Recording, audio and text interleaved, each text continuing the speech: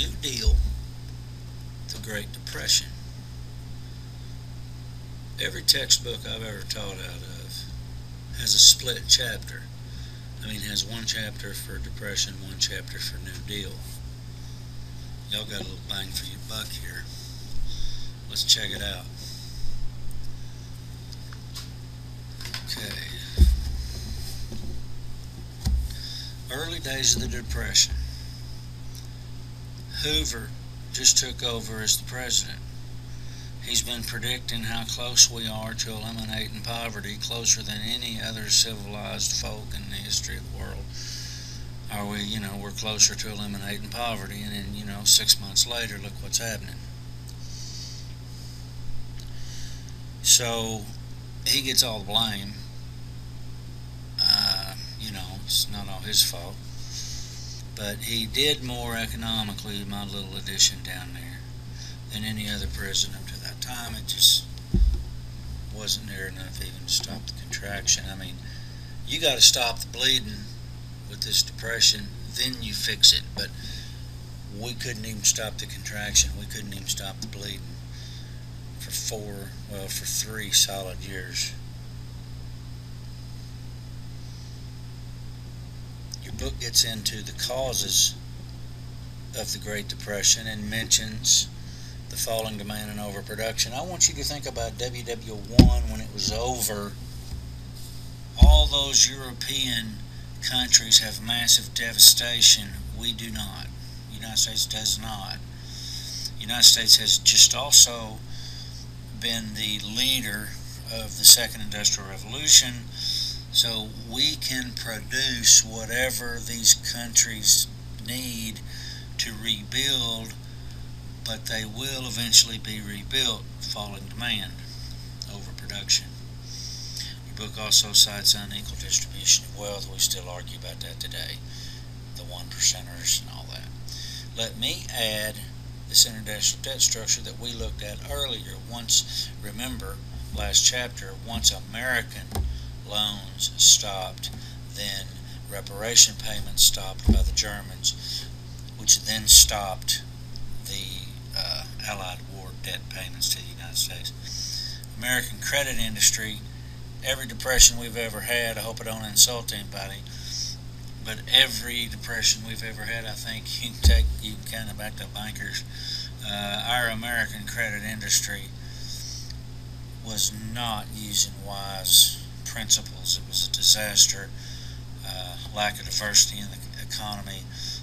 Once cars and road construction dried up, there wasn't much left but consumer goods. And then once times get tight, consumer items get eliminated. You know the deal. There's your book's definition of New Deal. I'm telling you, we're going to have temporary programs and permanent programs. Do not ever merge the two. We're going to start some programs that are still going, but all these programs designed strictly to create jobs, providing relief, none of those were intended to be permanent. None of them was permanent. So let's keep that straight. Which of those is permanent? Which of those is temporary? Which of those are temporary? Which of those are permanent? For instance, Social Security Act, I think everybody pretty much has a handle on the Social Security Act being a permanent fixture. But for example, Public Works Administration, Civil Conservation Corps, those that were created strictly to create jobs, those were not permanent. On the one side of the coin, FDR gets congratulated for being pragmatic. If something doesn't work, he goes and tries something else.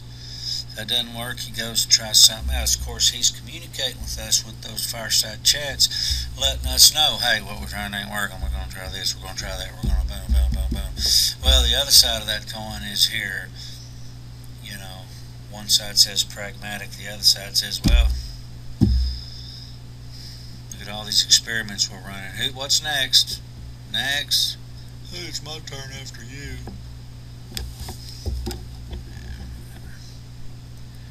There's my man right there, FDR. Get the old smoke going. Times have changed, ain't they? Little pinky ring action. Okay, unemployment, we say averaged 25% during the Depression. And here, of course, we're looking at it over a century, but we can obviously see where the 1930s. Oh, yeah. Now, 25% national. With African Americans, 50%. Toledo, Ohio, 80%. 80%, can you imagine? A lot of towns like Toledo suffered similar fates, but my gosh, 80%. The old Dust Bowl, one of the many. You're writing about migrant mother. I just find this to be so fascinating. We can edit up some of these photos and change the whole complexion of the mood, whatever. Why is she not working? Open luggage, like a discipline. And there she is. Such a different mood. I just found that to be amazing.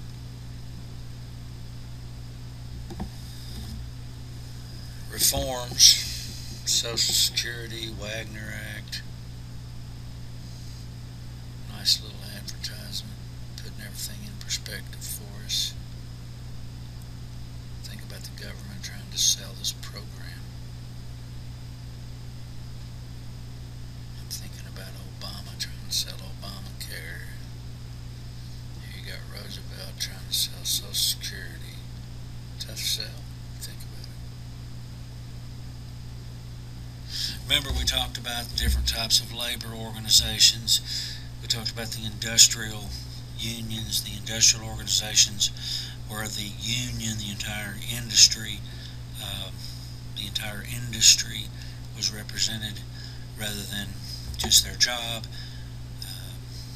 This craft-based organization, the AFL, it's a federation. It's a federation of craft unions. And the CIO, which actually started as a committee of the AFL, and then they got booted. It became their own entity for workers who were members of an industrial union. There it's coming back to revisit us in a later chapter. Now, of course, AFL, CIO are combined. We will see that next week. Sit down straight.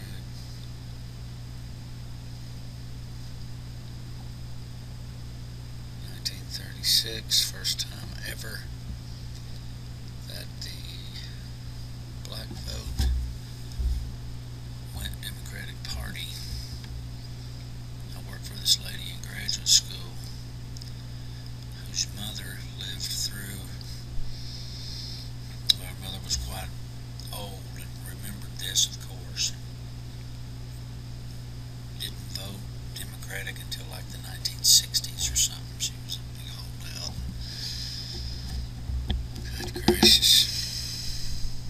But obviously, blacks are going to vote the party of Lincoln. And that lasted from 1870.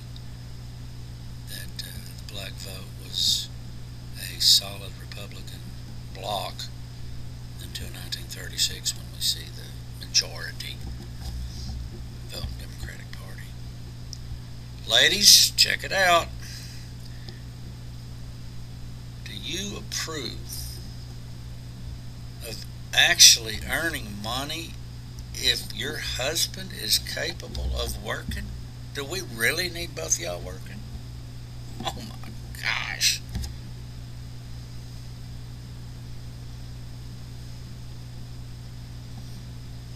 And look at those results, would you?